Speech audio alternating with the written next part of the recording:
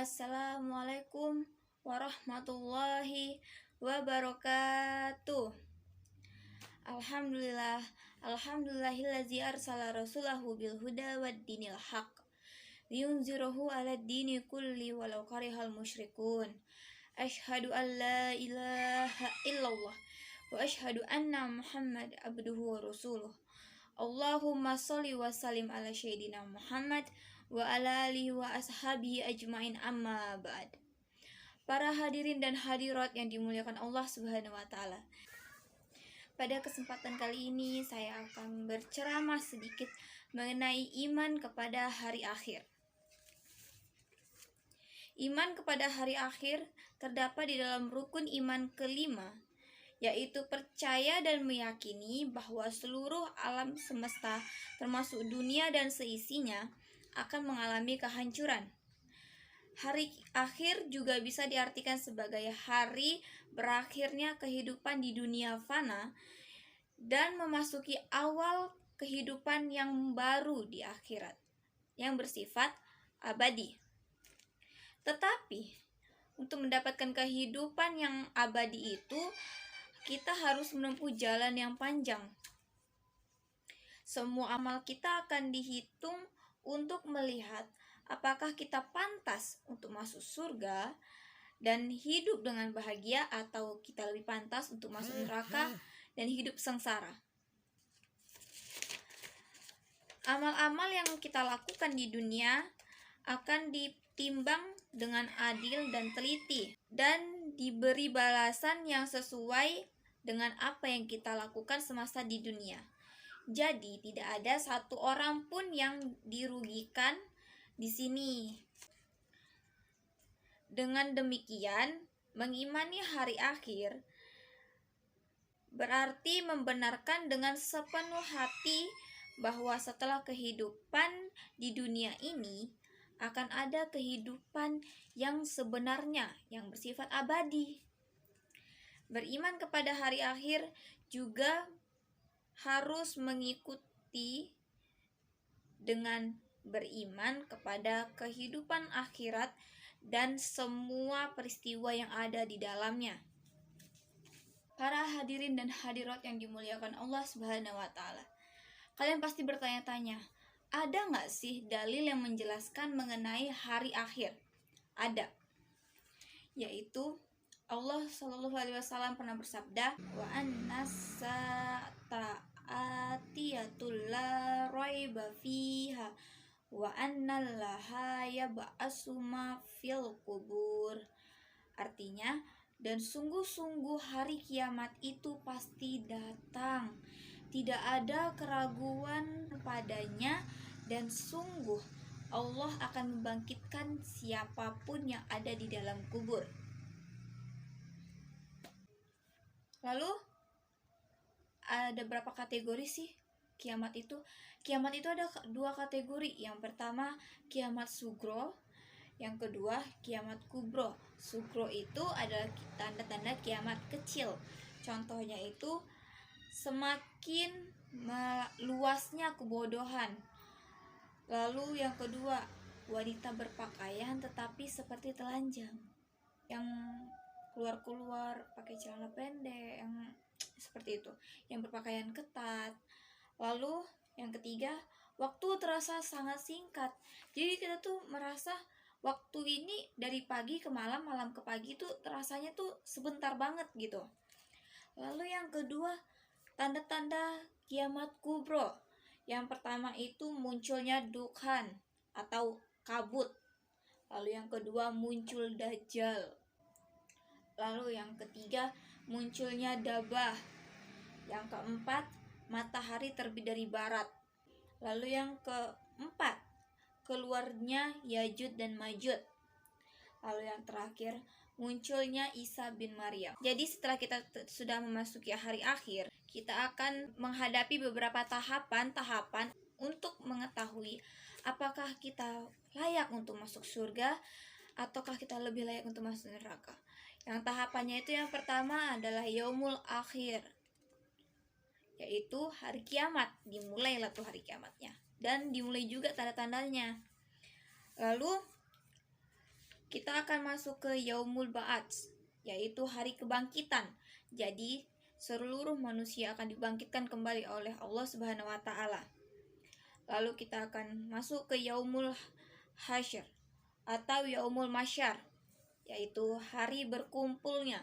Jadi kita di situ akan dikumpulkan semuanya oleh Allah. Lalu kita masuk ke penghitungan perjalanan hidup. Maksudnya buku catatan yang sudah dicatat oleh malaikat Raqib dan Atid akan diperlihatkan.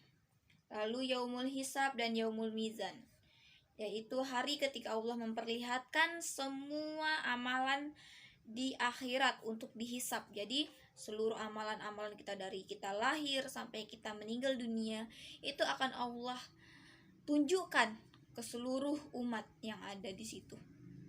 Kalau kita berbuat jahat, kalau kita berbuat maksiat, gimana malunya coba? Lalu kita akan masuk ke Asyirat atau jembatan yang terbentang di atas neraka menuju surga. Jadi kalau kita mau menuju surga, kita harus melewati jembatan dulu, yang namanya itu jembatan Asyirat. Sulit mudahnya untuk melewati jembatan Asyirat itu tergantung dari amal setiap manusia. Rasulullah pernah bersabda, terbentanglah jembatan atau Asyirat itu di antara dua tepi neraka jahanam. Hadis riwayat Muslim. Lalu kita akan masuk ke Yaumul Jaza atau suatu hari ketika manusia akan menerima balasan oleh Allah Subhanahu wa taala. Lalu setelah itu baru kita akan diberikan balasan surga kalau kita sudah berbuat baik atau timbangan amal baik kita lebih berat daripada amal buruk kita. Jadi kita akan dimasukkan ke dalam surga. Tetapi kalau misalkan timbangan amal jahat kita atau amal buruk kita lebih berat daripada amal baik kita, maka balasan yang tepat adalah neraka.